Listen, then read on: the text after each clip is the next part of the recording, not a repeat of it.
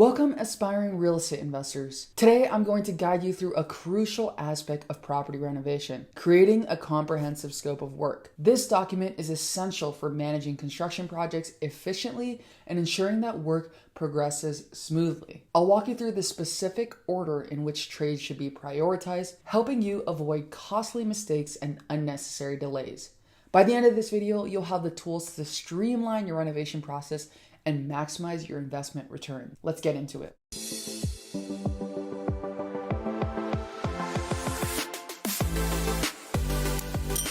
So first things first, whenever I start a new project, I'm always going to create a scope of work. A lot of contractors will tell you that they're going to create it for you. But for me personally, knowing how undetailed contractors can be, I like to do it myself so that I fully understand for myself the scope of work, as well as they know what is actually included in that bid or not. The issue is that if you do not create a detailed scope of work, then there's going to be a lot of miscommunication during the project. And I've even gotten feedback recently that now that I'm in a new market, working with a new contractor, he was like, dude, why are you so detailed? It's almost annoying for them because they have to read so much more when their brain thinks of it as a certain way. The issue is that we've never communicated before. And so it's super important that we have something to look back on when later in the project we're looking at it and we're like, okay, who was supposed to do this part? Who was supposed to buy these materials? Well, let's check it back to the scope of work. And now, 2-3 weeks later of doing the project with this contractor, he's now understanding why I did such a specific scope of work. And he even gave me feedback that he likes what I did because there's no miscommunication. We just go back to the scope of work whenever we have to figure out who's doing what color is what, and everything is already outlined up front before we even started the project. So there's barely any miscommunication. And the thing is, people make mistakes and you can have a layer of communication with speaking, but the issue is that we are all raised differently. So even in a marriage, when I am speaking, my husband may perceive something a different way, and vice versa. When he's speaking, I might perceive it a certain way, but he's not even saying that. And so that's why it's important with your contractor, you not only have that layer of communication that's verbal, but you also have that communication that's written, you signed it, it's in writing, and there's no miscommunication. I mean, obviously, again, there's going to be a little bit of miscommunication still because of the way people read things, but this really helps mitigate risk, especially because you don't want your contractor to constantly be asking you questions. And if you're busy going to go look for deals, you need to be focusing on that. But if your contractor's calling you every second of the day because you didn't create this detailed scope of work, then you're going to be wasting so much time on the project versus going to go find more deals. On top of that, they might end up doing double work, or might end up giving you some kind of change order where they add more work on top of their original scope of work when your understanding was that that was already included. So that's why it's super, super important. And in my coaching, I give my students a specific template scope of work that gives them the exact things to put in detail on the scope of work. And in this video, I'm just going to give you an overview of what trades you should be looking at when you create your scope of work. And then I'm going to give you the specific order of where it should go in, because if you do specific things before another thing that you weren't supposed to, you're going to have to rip it out, or you're going to have to protect that work. For example, let's say you're doing some painting, and let's say you're doing a full remodel and you do your flooring before you're painting. Now you're going to have to cover your flooring, versus if you do painting first, I mean, you really don't have to cover flooring because your flooring is just going to go over the floor anyway. So you don't have to worry about taping off and covering and protecting the floors. And that's just one example. So when it comes to renovating a house, there are a couple things that you need to make sure that you do. First things first, the way that you go about it is you walk through the entire house. Typically, I'll take a video so that I can sit down at the computer and watch this video over and over again.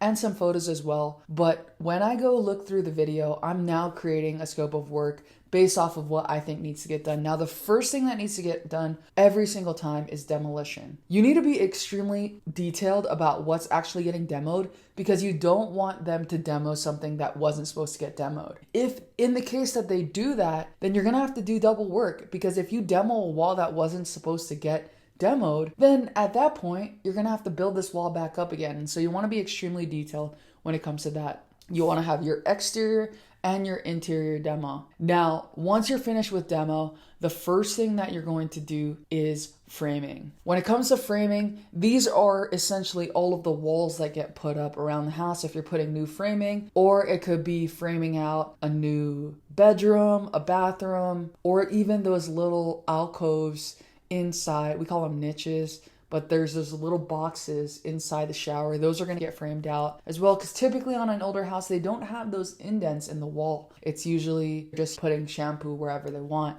So once you're done with framing, the next thing that you're gonna do is called rough-in. Rough-in is essentially any electrical, plumbing, HVAC that goes inside the walls. Now, if you're reusing the existing electrical and plumbing, you don't have to worry about this, but if you're doing a brand new wiring, plumbing, then you're gonna have to put all of this inside the walls or underneath the house. So that is called rough-in. Once you're done with rough-in, now you can go ahead and do drywall.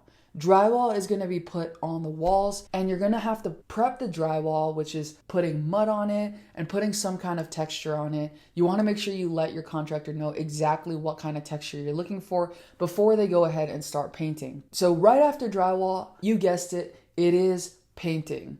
Painting is going to come before the flooring, like I said. So once you paint all of the walls, now you're going to be ready for your finishing touches. Your finishing touches is literally anything that you can see.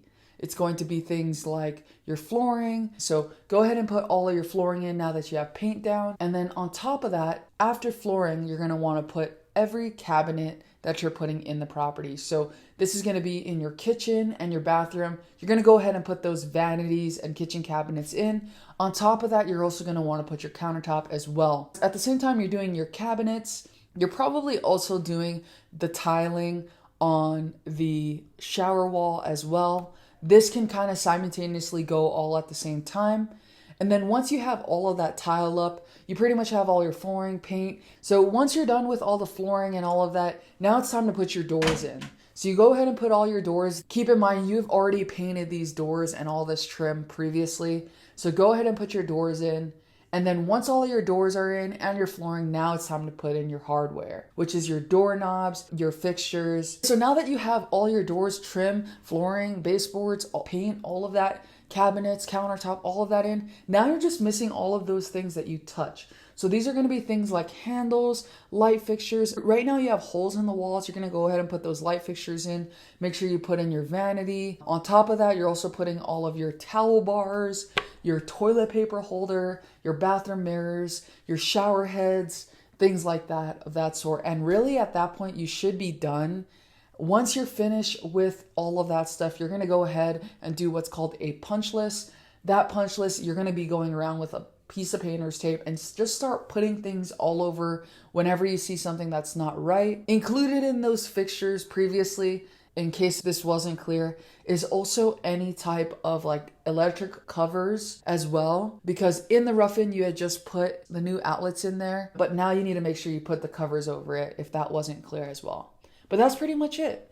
Those are pretty much what a basic remodel is going to look like and the order of where it's going to go. So I hope that helped you in this video. And if you're looking for an exact template, again, I help my students by coaching them one-on-one. And so if you have any questions or you might be interested, make sure you go to the link in the description below, sign up for a free strategy call. It's seriously no risk, it's no cost, free 15 minutes of my time to help point you in the right direction. Thanks for watching, guys, and see you on the next video. Shoots!